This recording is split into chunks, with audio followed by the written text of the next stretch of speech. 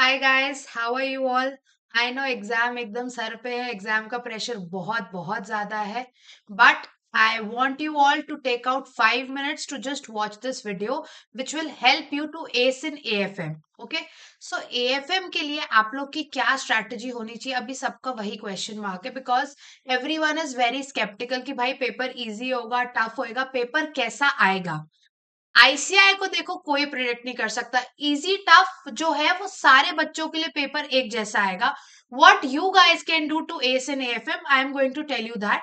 सबसे पहले अगर पेपर आपका टफ आता है तो हर एक बच्चे के लिए वो पेपर इक्वली टफ रहेगा। ऐसा नहीं कि आपके लिए ज्यादा टफ, दूसरे के लिए थोड़ा इजी।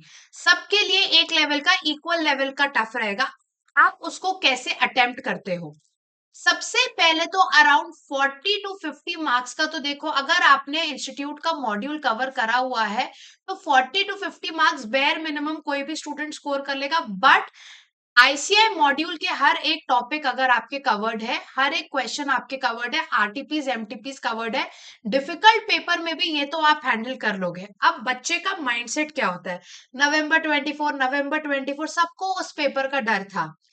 वो पेपर के क्वेश्चंस अगर आप देखोगे, आप अगर कोई एक पर्टिकुलर टॉपिक कर रहे हो से आईआरआरएम के पर्टिकुलर क्वेश्चंस के साथ अगर आपने नवंबर 24 का वो क्वेश्चन सॉल्व करा होता, आपको बन जाएगा बिकॉज आप उस फ्लो में कर रहे हो। बट एग्जाम में आपका होता क्या है, एग्जाम में आपको आउट ऑफ नोवेयर लाइक सारे क्वेश्चंस के बीच वो एक पर्टिकुलर क्वेश्चन आता है जिसको आप पैनिक कर जाते हो अटेम्प्ट करने में। May be in the formula, may be हमें एफआरए का फॉर्मूला नहीं याद आएगा, या मे बी हम कुछ फॉर्मूला गलत कर देंगे, कुछ भी कैलकुलेशन एरर कर देंगे because of the panic situation. सबसे पहले तो मैंने क्या बताया, पेपर टफ है, सबके लिए बराबर है, आप अनोखे नहीं हो। आपको अपना क्या स्ट्रैटेजी रखनी कि 40 से 50 नंबर आपको पता है आपके मॉड्यूल से क्वेश्चन आएंगे, उसमें कोई प्रॉब्लम जाएगी नहीं। बट इसी सिचुएशन में अगर आप पैनिक कर गए, आपको वो 40-50 नंबर भी नहीं मिलने वाले हैं।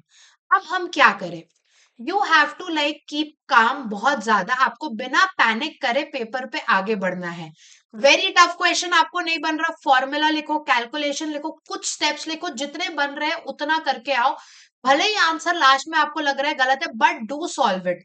अटेम्प्ट करना इज वेरी इंपॉर्टेंट। अगर आपने अटेम्प्ट करा और एक स्टूडेंट है जिसने अटेम्प्ट नहीं करा, आपने तो वहीं पे एस कर लिया क्योंकि आपने वो क्वेश्चन अटेम्प्ट करा है, क्योंकि बच्चे टफ क्वेश्चन छोड़ देते हैं लास्ट के लिए। ठीक है, अब पहली चीज मैंने क्या बोला, वो टफ आ रहा है, सबके लिए टफ आ रहा है। अगर आप पैनिक नहीं करोगे तो आपको थोड़ा एज मिल जाएगा टू स्कोर मार्क्स। और दूसरा क्या होता है, आईसीआई की चेकिंग, हम ये नहीं बोलेंगे इजी हो गई, लिबरल हो गई, बट यस थोड़ा सा एज रहता है चेकिंग में, टफ पेपर में। So you have to like have a very positive and without panic आपका माइंडसेट होना चाहिए कि आप उसको अटेम्प्ट कर पाओ। बात आती है आपकी 1.5 डे पे आपकी क्या स्ट्रैटेजी होनी चाहिए, कैसे आप कोर्स खत्म कर सकते हो। अभी भी जिन बच्चों ने कुछ टॉपिक छोड़े हुए हैं वो कैसे करें 1.5 डे में। सबसे पहले तो जो आपके थ्योरी के टॉपिक हैं, थ्योरी कौन से टॉपिक हो गए आपके, फाइनेंशियल पॉलिसी, आपका risk management, security analysis, securitization and startup. out of these 5 chapters, very important is securitization, startup। इन दोनों से तो 4-4 नंबर का आ रहा है, एंड बचे हुए 3 चैप्टर्स में से भी किसी भी 2 चैप्टर से 4-4 मार्क्स के क्वेश्चन आ रहे हैं। सो अराउंड 16 to 20 मार्क्स की आपकी डायरेक्ट थ्योरी इन चैप्टर्स से आ रही है।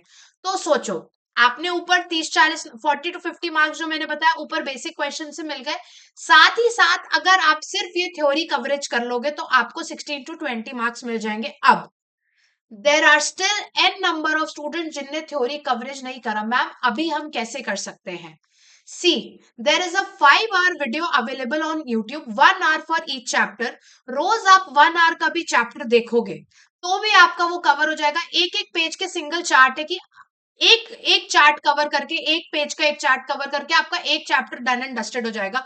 Still there is time in your hand. And students जो 1.5 डे में वीडियो देख रहे हैं, आप लोग के पास जो 1.5 डे है, आप डबल की स्पीड में भी अगर वो वीडियो देख के कवर करोगे एक एक घंटे का थ्योरी रिविजन, तो आपका थ्योरी पूरा कवर हो जाएगा जिसमें शॉर्ट शॉर्ट आपको मार्क्स मिलेंगे।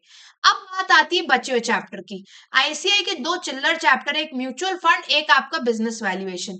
इनसे भी कई बार 13 नंबर 17 मार्क्स लास्ट अटेम्प्ट पे आया है। इजी चैप्टर है, बच्चे इसमें भी अटकते हैं, बट ये काफी स्कोरिंग हो जाता है। मतलब ये चैप्टर जैसे हमें लगता है ना, हाँ हमने देख लिया, ऐसे नहीं, आराम से करो। हर एक चीज इंपॉर्टेंट है, म्यूचुअल फंड के एक एक टॉपिक इंपॉर्टेंट है, सेम फॉर बिजनेस वैल्यूएशन, और बन जाएगा। आप देखो 60 टॉपिक पे आ गए। फिर जो और दो चिल्लर टॉपिक आते हैं, एक आपका IRR है, एक आपका IFM। बच्चे छोड़ जाते हैं, बट इसमें अगर आप सिर्फ मॉड्यूल के क्वेश्चंस भी लगा लिए ना, सिर्फ आपने IRRM IFM में मॉड्यूल के क्वेश्चंस भी लगा लिए, आपको 8 मार्क्स आपकी पॉकेट में होंगे। और बाय चांस आप बोलोगे मैम हमें पूरा नहीं बना, आधा बना, 4 नंबर तो मिलेंगे। दोनों के full fledged revision videos available है, you can also refer that अगर किसी पर्टिकुलर क्वेश्चन में भी डाउट आ रहा है। Also you can connect with me any time for your doubts, क्योंकि ये चैप्टर्स भी ऐसे हैं जो आपको बनने चाहिए और बन जाएंगे। फिर आते हैं आपके बाकी बड़े चैप्टर, जैसे security valuation is a easy chapter I would say. जैसे बॉन्ड फंडिंग काफी बच्चे अटकते हैं, आई एम अज्यूमिंग September 25 में इसका क्वेश्चन आया था, अभी आई डोंट थिंक ये आने वाला है। तो कुछ टॉपिक आप ऐसे स्ट्रैटेजिकली प्लान करके छोड़ सकते हो। एंड रही बात ACB की, इसमें भी आपका रिप्लेसमेंट कॉस्ट, सेंसिटिविटी, ये सब इंपॉर्टेंट टॉपिक है, बट सेंसिटिविटी भी लास्ट अटेम्प्ट पे था, तो again that also becomes little less important for your January 26 attempt. Also January 26 आप लोग का फर्स्ट टाइम हो रहा है, तो it will be a lucky attempt for you all. दे दो अच्छे मन से paper, with a very positive mindset and positive manifestation के साथ आप पेपर दो, हो जाएगा। अब बच्चा कहाँ अटकता है, बात आती है आपकी फॉरेक्स पे। फॉरेक्स में मैं कहूंगी देखो, अभी तक जितना हुआ हुआ, टफ क्वेश्चन नहीं बन रहे छोड़ दो, बट जिन बच्चों को एटलीस्ट बेसिक्स बन रहे हैं फॉरेक्स के, कर जाओ। बेसिक क्वेश्चन से एग्जाम पे, बेसिक क्वेश्चंस आपके एग्जाम पे आते हैं। लास्ट अटेम्प्ट पे आई गेस वो ब्रोकन पीरियड फॉरवर्ड वाला क्वेश्चन आया था, फॉरवर्ड कॉन्ट्रैक्ट का। Very basic calculation, premium calculate करने का, कोई बहुत टफ पार्ट था नहीं। तो at least do the basics part. Derivatives में भी सेम क्राइटेरिया, जो जो बनते जा रहे कर लो, ब्लैक स्कोल्स नहीं बन रहा छोड़ दो। बट एक टॉपिक के कारण आई वुड नेवर सजेस्ट कि आप पूरा पूरा पूरा चैप्टर छोड़ो, मतलब कुछ क्वेश्चंस के कारण आई वुड नेवर सजेस्ट कि आप पूरा पूरा चैप्टर छोड़ो। And again portfolio management mergers easy topic है, मतलब मैं बोलूंगी इनको इजी, मतलब टाइम लेते हैं थोड़ा, बट हो जाता है, ऐसा कोई इशू इसमें आपको जाएगा नहीं, ठीक है। This is a sort of a summary which I have provided you for your 1.5 day strategy.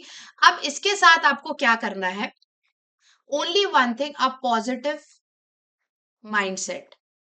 क्योंकि अगर आप पेपर में एक पैनिक माइंडसेट से बैठोगे, पैनिक सिचुएशन से बैठोगे, तो आपको बनती हुई चीजें भी नहीं बनेगी। अभी मैंने इतनी कॉपीज रिव्यू करती हूँ, I have seen multiple students आती हुई चीज में कैलकुलेशन एरर के कारण गलत कर देते हैं। अब आप मुझे बताओ, क्या हम CA फाइनल के बच्चे से कैलकुलेशन एरर एक्सपेक्ट करेंगे? नहीं। ऐसा नहीं है आपको नहीं आता, आपका क्वेश्चन वो घर में सही होगा, बट यहाँ क्यों गलत हो रहा है? Because of the panic which you have in your mindset. आपका जो पैनिक माइंडसेट है, सिर्फ उसके कारण आती हुई चीज भी आप गड़बड़ कराओगे। So guys, just keep calm, एक पॉजिटिव माइंडसेट के साथ क्वेश्चन सॉल्व करना। ये नहीं कह रही कि पॉजिटिव माइंडसेट रखो, पढ़ाई मत करो, आपने तो अपनी मेहनत करी है यार, CA फाइनल में बच्चा आया है, इतनी मेहनत करके ही आया है, अभी तक यू हैव गिवन योर 100%। आगे कुछ दिन भी आपने ऐसा देना है। All the very best, and I am available for all your queries. Okay guys, bye bye.